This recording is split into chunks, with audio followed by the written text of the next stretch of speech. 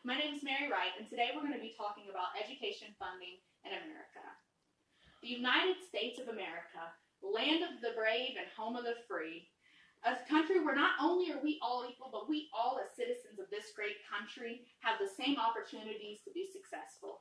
Education up until college is paid for by the U.S. government to assure that every citizen gets the same education, right? Well, according to PBS, the U.S. government actually only gives 10 cents per every dollar that's exhausted on the K-12 education system. This means that the rest of the money for kindergarten through 12th grade students is left coming from the pockets of local taxpayers. And if you live in a city where there isn't much extra money to give, then your schools probably look something like this. The photos you see here are a prime example that the United States needs to change our educational funding policies to avoid socioeconomic discrimination across the country. Okay, so none of us in this room are presently a part of the U.S. government, but that does not mean that we aren't capable of assuring that every student has access to the same education. Today, I will be talking to you about the funding issues we face here in our country, in our schools, and the ways that we can help this failing system. Let's begin with how educational funding, or lack thereof, works in the United States. According to NPR.org, the national average amount of money spent per student is $11,841. So, where is this money coming from? According to the U.S. Department of Education, the federal government only covers approximately 8% of the public school fundings, and the other 92% comes from state and local funding.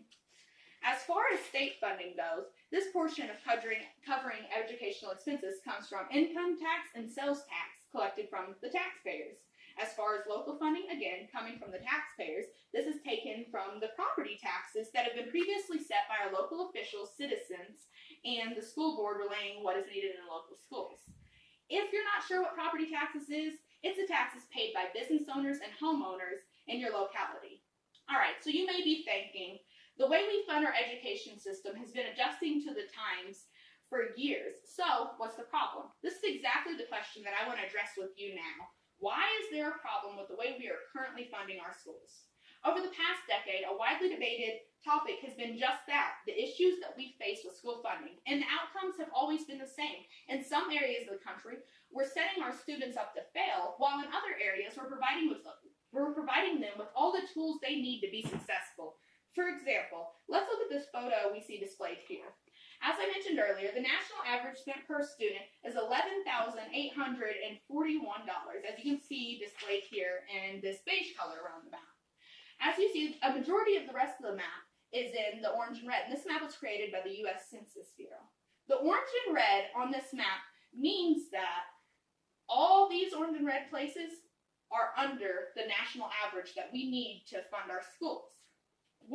This is referred to as a funding gap, or a spending difference between different areas of the country, and in most cases, the states themselves. One example of this gap is given by Jamaria Miller, as seen here in this gray sweatshirt. Jamaria lives in an impoverished area in Lansdowne, Pennsylvania. Jamaria's family moved from an affluent school district in Pennsylvania to her school in the William Penn School District, where the metal walls in this school go uninsulated year after year. Teachers in Jamaria's school have began to bring in blankets, but they're not always able to provide every student with a blanket, which means that students are left rushing to classes in hopes that they can be warm during the next period. Jamaria told NPR that the cold is definitely a distraction in reference to learning in an uninsulated classroom. Jamaria is just one example out of thousands of students facing issues such as this daily due to a couple of reasons. One of the reasons being Jamaria is currently attending a school in an impoverished district, and the other one is because of the recession that began in 2008. All right, we all remember the recession in 2008. The unemployment rates were high, and the economy was low. During this recession, a majority of the U.S. states had to begin making budget cuts, and unfortunately, a lot of these cuts began to come from the schools. With the recession going on, it wasn't surprising that cuts had to be made somewhere. But according to the Center on Budget and Policy Priorities, the states have continued cutting state school funding even though we are well past the recession. All right, yes, some states have cut back on state funding for K-12 education, but this isn't the worst problem with our educational funding here in America.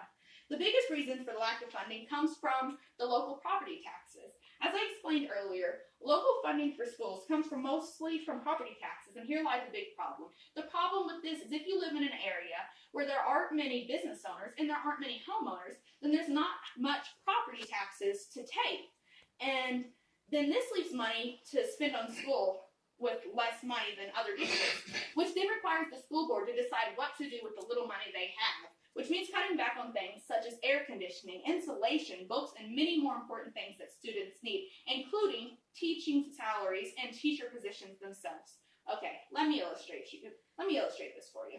So, we have this third grade boy. Let's call him James. He lives with his single mother in Greenwich, Connecticut. Greenwich, Connecticut is one of the more affluent parts of Connecticut, and the schools here are pristine, as you can see here in this photo.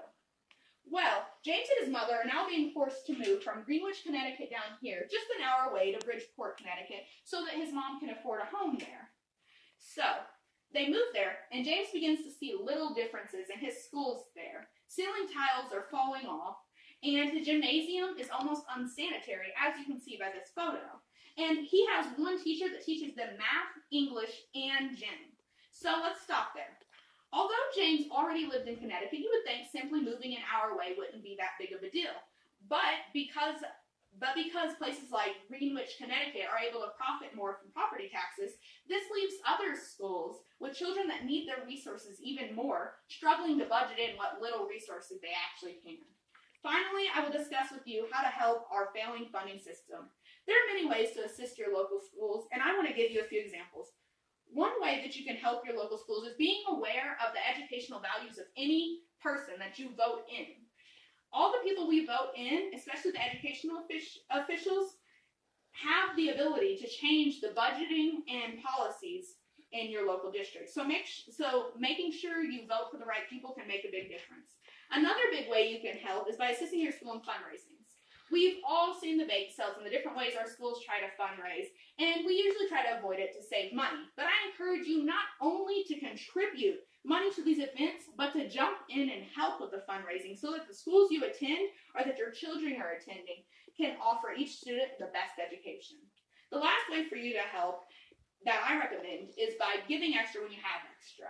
By giving extra when you have extra, I'm referring to an increase in your home funds. You don't have to give directly to a school. There are sites like the one here displayed beside me called Donor Choose, where teachers are able to get on here, make a list of exactly what they need, the books or calculators and such, and anyone can choose a project and donate those items.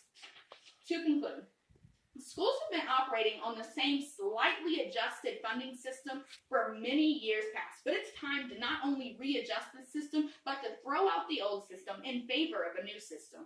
Just because a student lives in an impoverished area, should they suffer educationally? The correct answer is no.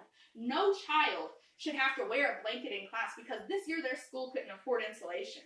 No child should have to struggle in his or her classes because this year the school made some cuts, and that included taking away books from teachers that they needed to teach. This is simply unacceptable. And even though we may not have the power to change these policies, we have the power to vote in who can change the policies. We have the power to fundraise for our local schools, and we have the power to give any extra funds that we may have. Now, I know that we may not always have extra funds that we can give, but we all could give a little extra time each year helping to fundraise in our local schools, and in turn, helping our workers and future leaders of America. This is Mary Wright. Thank you very much.